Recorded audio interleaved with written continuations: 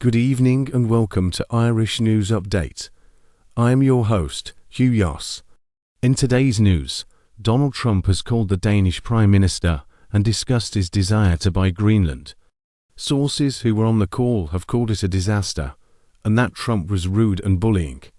The EU will now have to face the prospect of defending a neighbor against an ally. Trump has stated he is too willing to use military force to acquire Greenland. He has also told Canada that he is interested in making it the 51st state. He has also made threats against Mexico and Panama. The USA is drowning in debt and can barely pay the interest on its debt. It struggles to sell treasury bonds needed to keep the government workers paid. The interest alone on the debt is $100,000 a second and realistically can never be repaid. The solution during COVID was to print money, but this causes inflation.